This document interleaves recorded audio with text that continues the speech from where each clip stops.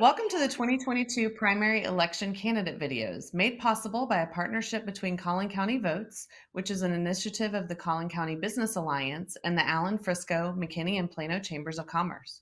I'm Leanne Libby, General Manager at Community Impact Newspaper in Plano, and I'm excited to introduce our viewers to Frederick Frazier, running for House District 61. Welcome. Thank you. Thank you for having me. All right, well, let's jump right in. So, in your own words, what is the role of a state legislator? Well, a state legislator is the House member that's over a district, and then that person is overseeing what the district's actually needs and wants are. Whether it's public safety or mobility, uh, health, education, everything that goes with the community, water, you name it, it's going to go through that legislative body, and that House member is going to be the one that takes it down to Austin, figures out what you need, what we need to make the adjustments on, or what we actually don't need. It's an important role. It's part of our Texas history. It's part of our United States history. There's 150 House members that are elected every 2 years, and then as our body meets every 2 years, goes into session and takes those needs and wants and nots to Austin for this district. So, if elected, please share with us what would your top 2 to 3 legislative priorities be? Well, we all know that our property taxes are out of whack. You can go to any door in Collin County. It doesn't matter if you're in this district or not, and have that conversation with the homeowner, and they'll tell you what is the deal. Why is this adjustment so far off? We've got a lot of things to change on one of the bills that were passed in the '86 legislation, which was the HB3. It's for the school taxes. It's a problem. We've got to address it. We're not, the state's not putting in enough is where we're coming, and we've got to make that adjustment to help out these homeowners. That would be my first. The second would be the border. We've obviously seen there's so much influx um, of fentanyl and sex trafficking and just the harboring of bodies. Cartels are completely taking advantage of what's going on down there.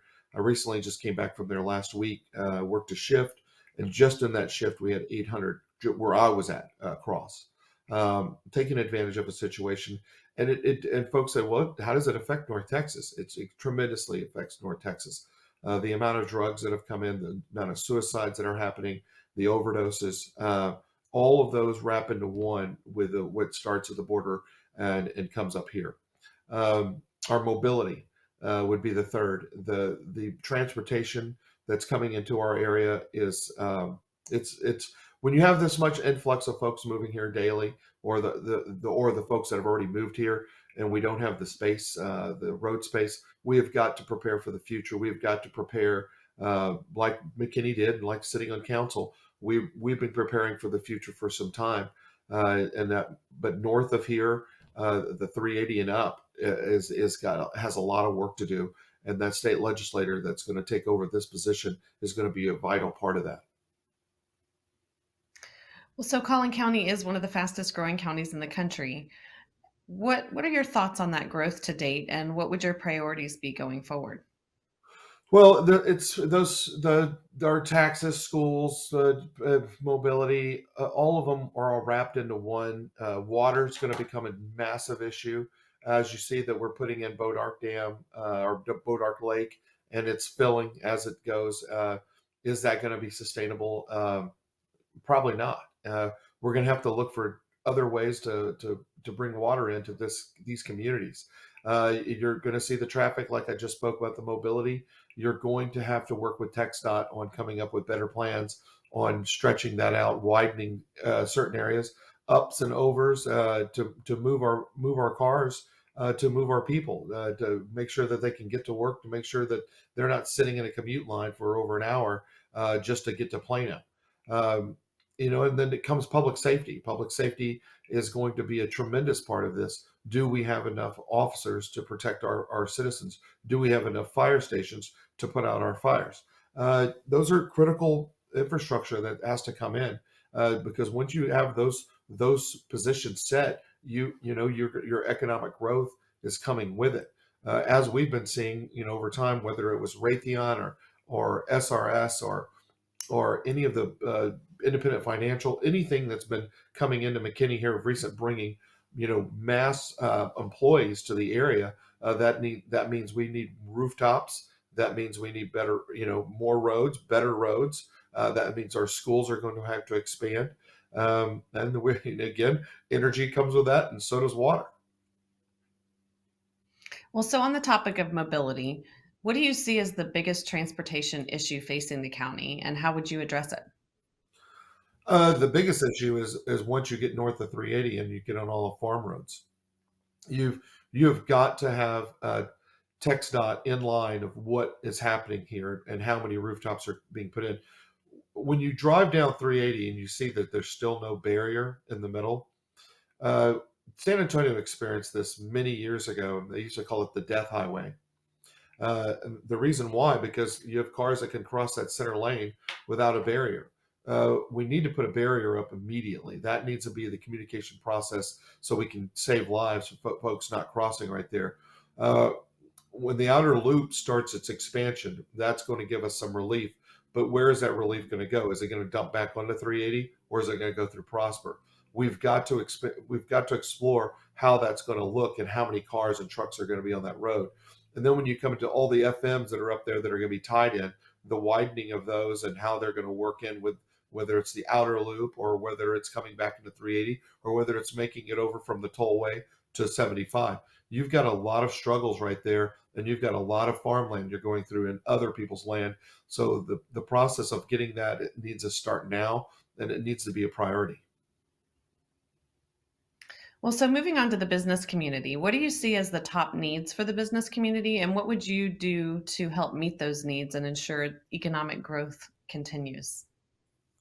They'll, those all those the when folks want to move here, they want good schools, they want good police, they want good places to eat, they want good water.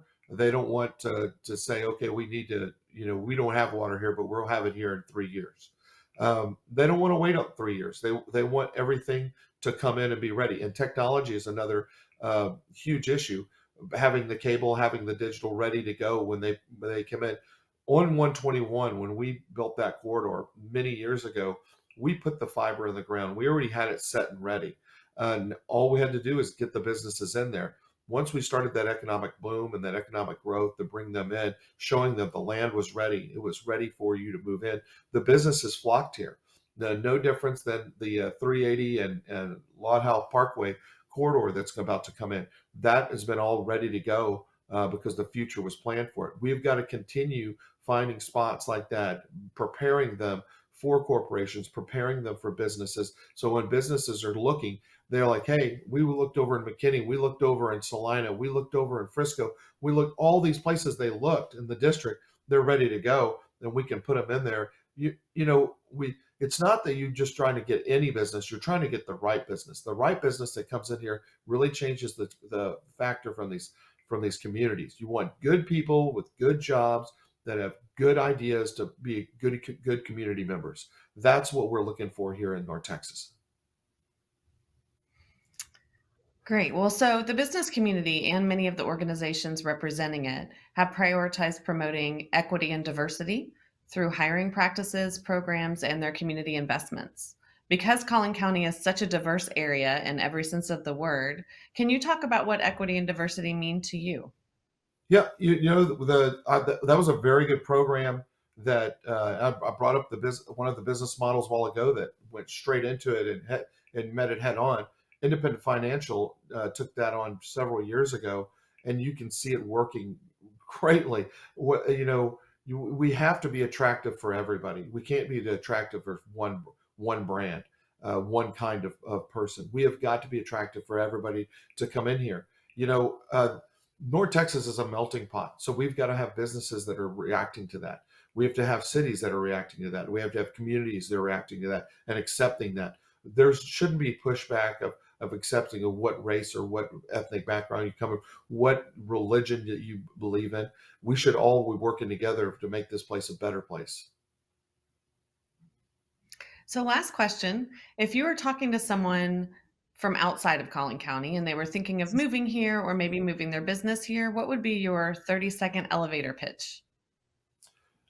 Do you want to live in a place that America is still America, where the families wave at each other when they're driving down the road, or where the families put out their American flag in the morning, or where they walk them to the school bus and say goodbye to the kids, and where everybody wants to be your friend? Then you can come to North Texas, because that's what we're welcoming.